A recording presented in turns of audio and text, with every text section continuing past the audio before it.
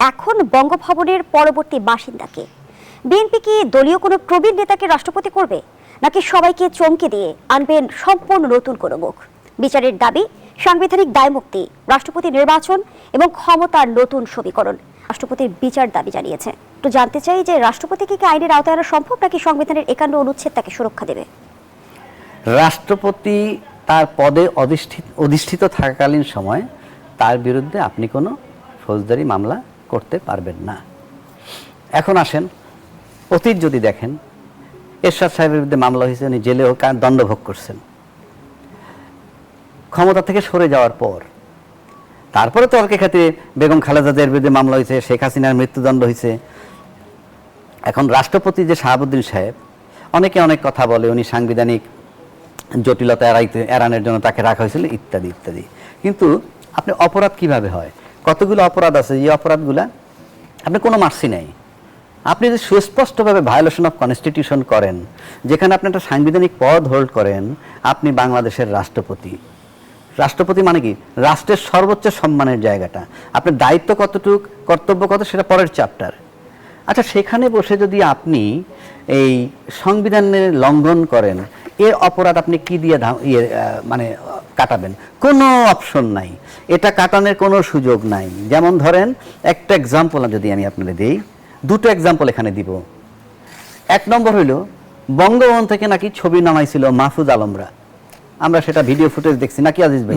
আচ্ছা, তারপরে যখন নির্বাচন হয়ে গেল, সংবিধান এখন পর্যন্ত সংবিধান সংশোধনের হয় নাই, কোথাও এখন পর্যন্ত সংবিধান স্পর্শই করে নাই। একটা কমিটি বানাবে, তাতে বিরোধী দলের লোক এখনো যোগ দেয় নাই। তারপরে অথচ 2/3 মেজরিটি কিন্তু বিএনপির নিজস্ব আছে, নাকি আজিজ ভাই? সংবিধান যে কোনো সময় সংশোধন করে নিতে পারে।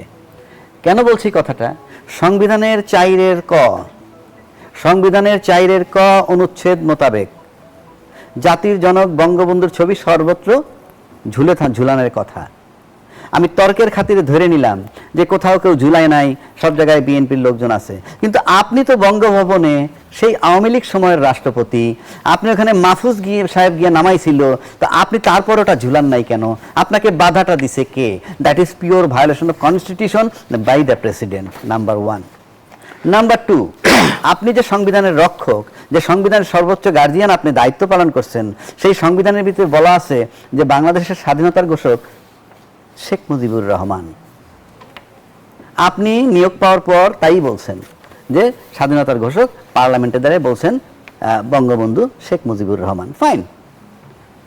আবার এই সরকার ক্ষমতা আসার পর আপনি জাতীয় সংসদে গিয়ে বললেন স্বাধীনতার ঘোষক জিয়াউর রহমান। আমি আবার বলছি, কে ঘোষক না, সেই বিতর্কটাই কিন্তু আমরা এই মুহূর্তে নাই। কিন্তু আপনার হাতে সংবিধান লেখা যেটা, সেটা যদি আপনি পাঠ করতে না পারেন, আপনার তো ওই দিন ওই মুহূর্তে রিজাইন দেওয়া উচিত ছিল।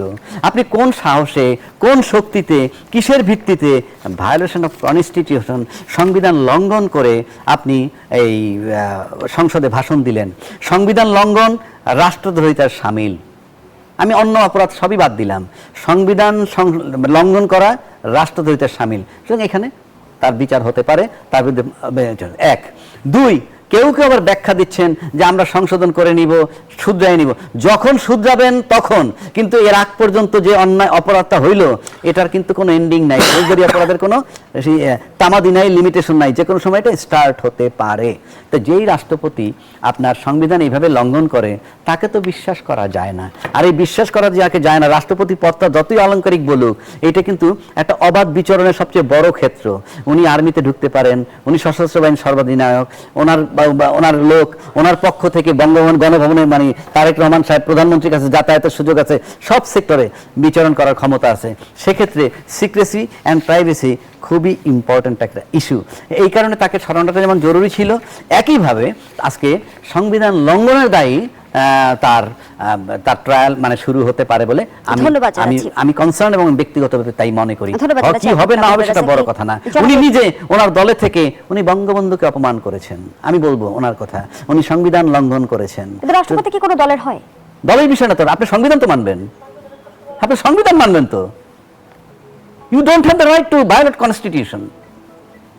আপনি সংবিধানে লেখা আছে একটা, পার্লামেন্টে পড়তেছেন একটা, এই রাইটটা আপনাকে কে দিছে? It is pure violation constitution. সুতরাং উনি আইনের ঊর্ধ্বে না, রাষ্ট্রপতি ততক্ষণ ছিলেন আইনের ঊর্ধ্বে, কিন্তু এখন উনি বিচারের আওতায় আসতেই পারেন এই গ্রাউন্ডে। সেকেন্ড শেষ করে দিয়ে আরেকটা কথা, উনি যত কথাই বলেন না কেন অলংকারিক পদ, কই আপনার চোখের সামনে যখন এত লোক মারা যাচ্ছে, এত শিশু, যুবক, কৃষক সব হত্যা হইতেছে, আপনাকে টাচ করে নাই? আপনি যখন জিয়া রহমান সাহেবকে গিয়ে ঘোষক বলতেছেন, ফাইন বলেন কি আপনি, এই তো আপনার ব্যক্তিত্ব। তা আপনি যদি খুব পার্সোনাল লোক, আপনি সেদিন রিজাইন দেন নাই কেন, যে না এই ডেড বডি আমি সহ্য করতে পারতেছি না, আমি রাষ্ট্রপতির কিছু করার নাই কিন্তু আমি পদত্যাগ করলাম? আপনি কি করেছেন? করেননি। সুতরাং মাপ পাওয়ার কোনো সুযোগ নেই। ধন্যবাদ জানাচ্ছি অ্যাডভোকেট আবু হেনা রাজাকি। জনাব এ বি আজিজ, পদত্যাগের পর একটি গণমাধ্যমের সঙ্গে কথোপকথনে বিচারের দাবি তোলার প্রসঙ্গে শাহাবুদ্দিন বলেন, ধুর এগুলো বাদ দেন, এগুলো পাত্তা দেই না।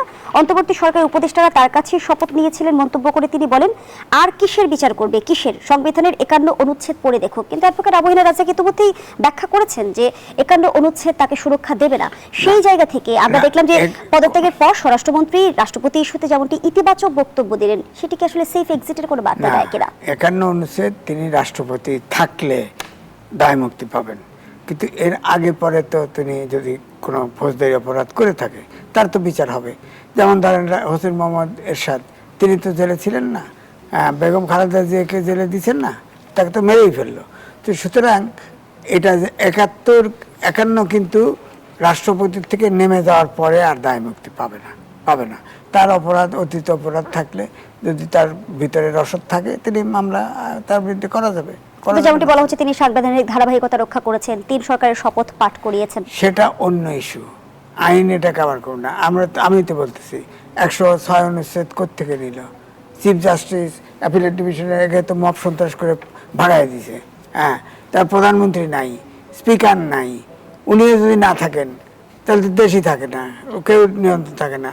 তাহলে আপনার তাকে, যাতে দেশটা অচল না হয়ে যায়, আরও অতল গহ্বরে না পড়ে, সে ওখানে থেকেছে এবং তাকে ব্যবহার করেছে, সে ব্যবহৃত হয়েছে। কারণ প্রত্যেকটা কাজ কিন্তু আমি বলবো যে সব সংবিধানের বাইরে গিয়ে। তো যে রাষ্ট্রপতিকে বিএনপি 5 মাস শপথে বহাল রেখেছে, সেই রাষ্ট্রপতির বিরুদ্ধে বিএনপি কোনো পদক্ষেপ নেবে কি? নেবে না, তাকে তো থাকতে বলছে। কারণ বিএনপি এবং আর্মি তারা তো তাকে ওখানে আটকাইছে, এবং সে নিজে আমাকে বলছে, আমার সাথে তার দেখা হয়েছে, সে বলছে, আমি বলছি যে আপনি কি আর আওয়ামী লীগ ক্ষমতায় ছিল, আপনার প্রেসিডেন্ট, এখন কেন? তাহলে শাহাবুদ্দিন চুপ্পু বিচারের আওতায় কিভাবে আসবে? বিরোধী দল ওটা তো অন্য ইস্যু। বিচারের আওতায় আসবে সে ক্রাইম করে থাকলে। এই জন্য ট্রাইব্যুনালের চিফ প্রসিকিউটর বলছে যে হ্যাঁ, তার মামলা হলে সেটা যাচাই বাছাই করে দেখা হবে, যদি মামলা উপযোগী হয় তো মামলা হবে। আমি একটা কমপ্লিমেন্ট দিই ওনাকে, আপনি যে কথাটা বলছেন, পরিষ্কার বলা আছে বাংলাদেশ সংবিধানের 51 অনুচ্ছেদে রাষ্ট্রপতির দায়মুক্তির বিধান রয়েছে। কিভাবে? এই অনুচ্ছেদ অনুযায়ী রাষ্ট্রপতি তার কার্যভার পালনকালে কোনো কাজের জন্য কার্যভার পালন করার সময়, অর্থাৎ রাষ্ট্রপতি হিসেবে যতক্ষণ দায়িত্ব পালন করবেন, সেই কার্য যদি ফৌজদারি অপরাধ হয়ে থাকে, ওই মুহূর্তে তার বিরুদ্ধে কিছু করা যাবে না। এইটা বলা হয়েছে ওইখানে। এটার মানে এই না যে পরে অ্যাকশন নেওয়া যাবে না, ওই সময় করা যাবে না। কারণ আপনাকে সংবিধান রক্ষা করবেন, আপনি সেখানে আপনি সংবিধান ভায়োলেট করতেছেন, এটা কি বৈধ নাকি? এটা কি বললে হবে? তাহলে তো সংবিধানের কোনো মূল্যই নাই। অর্থাৎ ওই সময় আপনাকে বলা হবে না, আপনার অ্যাকশনটা যাবে পরে। That is honour to the president. সুতরাং এটা আপনাকে, এটার মানে হচ্ছে আপনি পরিণতি ভেবে কাজ করবেন। এটা একটা ডাইরেকশন, আপনি পরিণতি ভেবে কাজ করবেন। আপনি আইনের ঊর্ধ্বে না, কিন্তু আপনি যতক্ষণ বঙ্গভবন রাষ্ট্রপতির বসে থাকবেন ততক্ষণ আপনি আইন আপনাকে পাবে না। এইটা হইল ওই অনুচ্ছেদের বক্তব্য। বিরোধী দলীয় চিফ হুইপ নাহিদ ইসলাম যেমনটি বলেছেন, গণভোটের রায় বাস্তবায়ন না করলে সরকারকে সহযোগিতা করা হবে না। বিরোধী দল যদি সরকারকে অসহযোগিতা করে, সরকারের জন্য কতটা চ্যালেঞ্জ তৈরি হবে? প্রশ্নটি রাখছি। আবারও বিরতির সময় হয়েছে, বিরতি নিয়ে ফিরছি। দর্শক, গণতন্ত্রের এই পর্যায়ে আবারও বিরতি নিচ্ছি, সাথেই থাকুন। ফিরে এলাম, দেখছেন গণতন্ত্র নিবেদন করছে RICL স্টিল। আমরা আবারও ফিরছি আলোচনায়। অ্যাডভোকেট আবু হেনা রাজাকি, যেমনটি বিরোধী দলীয় চিফ হুইপ নাহিদ ইসলাম বলেছেন, গণভোটের রায় বাস্তবায়ন না করলে সরকারকে সহযোগিতা করা হবে না। তিনি বলেছেন সরকার 5 বছর মেয়াদও পূর্ণ করতে পারবে না। বিরোধী দল যদি অসহযোগিতা করে, সরকারের সামনে কি কি চ্যালেঞ্জ তৈরি হবে?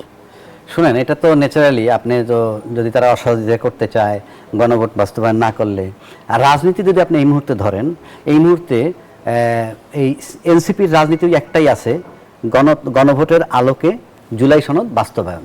এছাড়া তাদের সামনে আর কোনো রাজনৈতিক বক্তব্য নাই। রাজনৈতিক বক্তব্য আর কি আছে? আপনি যদি পার্লামেন্টের দিকে তাকান, পার্লামেন্টে এখন 3টা দল আছে, বিএনপি, জামাত এবং এনসিপি। বিএনপি 2/3 মেজরিটি পাইছে। বিএনপি এখন শুধু শব্দ করবে, আমরা সংসদীয় সংশোধন কমিটি বানাবো, সংবিধান আপনারা আসেন, না আসলেও কিছু আসে যায় না। আবার তারা গেলেও কিছু আসে যায় না, কারণ তারা গিয়ে যদি ভেটো দেয় কাজ হবে না, কারণ 2/3 মেজরিটি তাদের আছে। এগুলো বলতে হয়, বলার খাতিরে বলা। আচ্ছা, জামাত ইসলাম কোনো ডিস্টার্ব করবে বলে পার্লামেন্ট ভেঙে যাক, আমার কাছে মনে হয় না জামাত ইসলাম এটা চাবে, কারণ সে 68টা সিট পাইছে আর নারী আসন নিয়ে 76টা সিট পাইছে, জীবনের সর্বশ্রেষ্ঠ অর্জন। এবং তারা জানে তারা কখনো ক্ষমতায় যাবে কিনা আমি জানি না, যাইতে চায় কিনা তো আমার সন্দেহ আছে, কারণ দে আর এনজয়িং দেয়ার টাইম। কি সুন্দরভাবে আছে বিরোধী দলীয় নেতা হিসেবে, এটা কত রকমের সুযোগ সুবিধা, বলতেও তো ভালো লাগে। বিরোধী দলীয় নেতা 76টা মেম্বার অফ পার্লামেন্টের নেতৃত্ব দিছে, সুতরাং তারা ভাঙতে চাইবে না পার্লামেন্ট। আবার যদি আপনি এনসিপির দিকে আসেন, তারা চিন্তা করবে এই হাতিয়ার নিয়ে আমরা মাঠে থাকবো, এবং এটা যৌক্তিক হাতিয়ার যে আপনি গণভোট যদি বাস্তবায়ন না করেন, জুলাই সনদ যদি বাস্তবায়ন না করেন, সেই যে 4 কোটি ভোটার আমরা যে বলি 15 বছরে তৈরি হয়েছে, সেগুলো তাদের পিছনে থাকবে। অর্থাৎ তাদের দলটাকে ঘোচানোর জন্য, দলটাকে স্ট্রং করার জন্য এই 6টা সিট তাদের দরকার, এবং পার্লামেন্টটা লম্বা সময় থাকুক সেটা। এবং এইটা থাকলেই যে পার্লামেন্ট টিকে গেলেই যে সরকার খুব ভালোভাবে থাকবেন, তাও কিন্তু না। এই কারণে না, কারণ আমার ইন্টারনাল প্রবলেমের চেয়ে এক্সটার্নাল প্রবলেমটা এখানে এখন এই মুহূর্তে বেশি। এটার কারণ হচ্ছে আপনি জিও পলিটিক্সের দিকে যদি আসেন, 3টা দেশের তুখোর খেলা চলছে এখানে, বিশেষ করে চায়না, আমেরিকা এবং ইন্ডিয়া। তো চায়না এবং আমেরিকা কিন্তু 2টা পরাশক্তি এখানে আছে। 2টা পরাশক্তির পাশে কিন্তু ইন্ডিয়া খুব বড় শক্তি না। এই 2টা পরাশক্তিকে মোকাবেলা করা এই সরকারের জন্য খুবই গুরুত্বপূর্ণ, নাম্বার 1। নাম্বার 2 হচ্ছে সরকার একটা রুটিন কাজ করতেছে। আপনি দেখেন রুটিন কাজ কোনটা, ওই যে আমরা দিন আনি দিন খাই যেরকম, অর্থাৎ আপনার রেগুলার কিছু ভ্যাট কালেকশন হয় সরকারের, রেগুলার কিছু ট্যাক্স কালেকশন হয়, রাজস্ব বলতে যেটা বোঝায়, সেটা দিয়ে সরকার চলতেছে রুটিন চলা। কিন্তু ইনফ্যাক্ট আপনি ভালো করে যদি চিন্তা করেন, গত 5 মাসে এই নির্বাচনের পর তেমন কোনো ভালো পদক্ষেপ কিন্তু হয় নাই, মানে রুটিন মাফিক চলতেছে, সরকারটা স্থবির হয়ে আছে আমার কাছে মনে হয়। সুতরাং তার অর্থনৈতিক যে চাঙ্গা করার জন্য, অর্থনীতির চাঙ্গা করার জন্য তার যে ঘাটতি বাজেট দিছে, সেগুলোর চিন্তা একটা মারাত্মক ব্যাপার। আবার তার 2 লক্ষ না, সম্ভবত 6,95,000 কোটি টাকা আসবে রাজস্ব থেকে ধরছে বাজেটে, সেটা কঠিন, আশাটা খুবই কঠিন। এবং সরকার অনেক কঠোর পদক্ষেপ নিয়েছে ট্যাক্স কালেকশনের জন্য। আপনি যদি জনগণ না দিতে পারে আপনি কি করবেন? আপনি কাস্টডিতে নিয়ে গেলেই লাভ হবে না, দিতে না পারলে। সুতরাং তার ইন্টারনাল প্রবলেমের চেয়ে ইন্টারনাল প্রবলেম অর্থনৈতিক, এটার জন্য আপনার পার্লামেন্টের আন্দোলন লাগবে না, এবং আপনার অন্য জায়গা থেকে যে কমিটমেন্ট পাবেন, IMF, ওয়ার্ল্ড ব্যাংক, আজকে যদি প্রসেস শুরু করেন 2 বছরে পান কিনা সন্দেহ, কারণ যে সমস্ত শর্ত তারা আরোপ করবে তাতে আপনি টাকা পাওয়া কঠিন। টাকা দেওয়ার মাত্র একটা মাত্র দেশই আছে, চায়না। যদি সকালে সিদ্ধান্ত নেয় যে কালকে আপনি এই প্রজেক্ট দেন, আমি কাজ করব, আজকে সকালে সিদ্ধান্ত, কালকে সকালে ফান্ড মালামাল সব এসে যাবে। ইট ইজ অনলি চায়না, এছাড়া আর কোনো দেশ নাই। সুতরাং অর্থনীতির দিক যদি তাকান, ওইটা চাঙ্গা করার জন্য তার ওই দিকে একটু ঝুঁকতে হবে। আবার এমন একটা চুক্তি আমেরিকার সাথে হয়েছে, আমি বলি না রাষ্ট্রের জন্য ভালো বা মন্দ, সেটা বড় কথা না। আমেরিকার সাথে বাংলাদেশের চুক্তি হয়েছে, সেই চুক্তিতে সবচেয়ে বেশি বাধাপ্রাপ্ত হবে চায়না। এটা অনেকে যত লোক তর্ক করে, তারা কিন্তু ওই চুক্তিগুলো পড়েনি। ওখানে যে সমস্ত ক্লজগুলো দিছে, তাতে সবচেয়ে বেকায়দায় পড়বে চায়না। এবং সেই চায়না সে কারণেই এই যে খলিল রহমান সাহেবের ভোট দিছে যখন নির্বাচন হয়েছে জাতিসংঘের, কেন ভোট দিছে জানেন? চায়না হিসাব করছে আমেরিকার সাথে খলিল সাহেবের খুবই ভালো সম্পর্ক, সুতরাং আমার নেগোশিয়েট করতে হইলে এমন একজন ব্যক্তি দিয়ে আমি আমেরিকার সাথে নেগোশিয়েট করব যে ব্যক্তি দুইজনের কাছে গ্রহণযোগ্য, চায়নার কাছেও এবং আমেরিকার কাছেও। পুরো কথাটাই বলতে হচ্ছে যে ভূ রাজনীতি আসলে চ্যারিটি বলতে কিছু নেই, সবই আসলে কোথাও চ্যারিটি বলতে কেন, ভূ রাজনীতি কেন, আপনার ডোমেস্টিক রাজনীতি আমার ইন্টারনাল, সেখানে কোন প্রেমটা আছে, সেখানে নির্মমতা আছে, ক্ষমতায় থাকতে হলে। সুতরাং নাহিদা যেটা বলছে সেটা ওই আন্দোলন করবে, তাদের ঘর গোছানোর জন্য 5 বছর মেয়াদ চায়, প্লাস ওই আন্দোলন তাদের দাবি দেওয়া যৌক্তিক। ধন্যবাদ জানাচ্ছি। জনাব এবি আজিজ, সিলেটের সমাবেশে জামায়াতের আমির বলেছেন ঢাকার জন্য ডাক আসবে, ঘরে ঘরে লড়াইয়ের দুর্গ করতে হবে।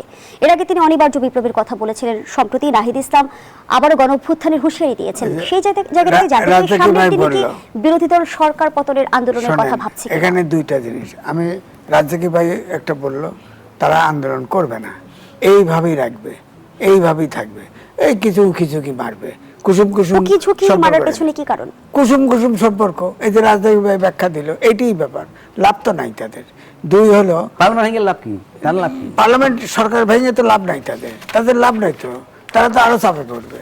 সুতরাং পার্লামেন্ট ভাঙবে না তারা যেটা বলতেছে সেটা হচ্ছে যে ধরেন আপনার আওয়ামী লীগকে নিষিদ্ধ রেখে, কার্যক্রম নিষিদ্ধ রেখে সন্ত্রাসবিরোধী আইন পাশ করছে না, জামাত বসেছিল তো, এনসিপি অবশ্য ওয়াকআউট করছিল তো।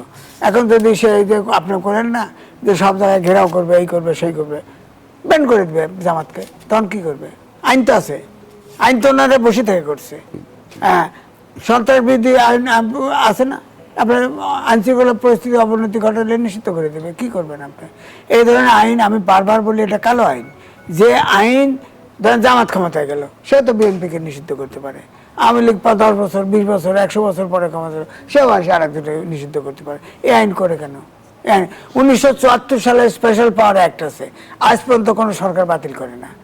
হ্যাঁ, অথচ ওই আইন একদম কালো আইন, যে কোনো ব্যক্তিকে সরকার ইচ্ছে করলেই ধরে নিতে পারে, ধরে নিয়ে জেলে দিতে পারে। একদিকে আপনি বলছেন সরকার ও বিরোধী দলের মাঝে এক ধরনের কুসুম কুসুম সম্পর্ক, আবার দেখা যাচ্ছে সংবিধান সংশোধন নিয়ে এক ধরনের টানাপোড়েন রয়েই গেছে।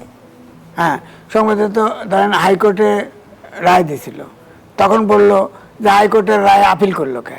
আপিল করছে, সুপ্রিম কোর্ট তো রায় দিছে, তাহলে বলেন না যে সুপ্রিম কোর্ট মানি না। সুপ্রিম কোর্টের রায় অনুসরণ করে আপনার সংবিধান সংশোধন করেন, যা করার করেন। ওখানে তো বলছে জুলাই চার্টার বলছে, এটা সংসদের উপর ছেড়ে দিছে। তো আপনার সংসদে আলোচনা করেন, কমিটি করেন, সংসদীয় কমিটি করে করেন, অভ্যুত্থানের শক্তি আপনারা মিলেমিশে করেন, সমস্যা নেই। আমাদের তো আর ওরা বাধা দিতে যাব না। আপনার সুপ্রিম কোর্টের রায় মানবেন তো, মানতে হবে তো। রায় যৌক্তিক দিক অযৌক্তিক দিক, আমার পক্ষে দিক বিপক্ষে দিক, সুপ্রিম কোর্টের রায় তো মানতে হবে। সুপ্রিম কোর্ট তো সংসদকে দায়িত্ব দিয়েছে। এই বাস্তবতা অ্যাডভোকেট আবু হেলাল রাজ্জাক, পর্যন্ত সংশোধনীর যে রায় আমরা দেখলাম তার বার্তা কি এমন যে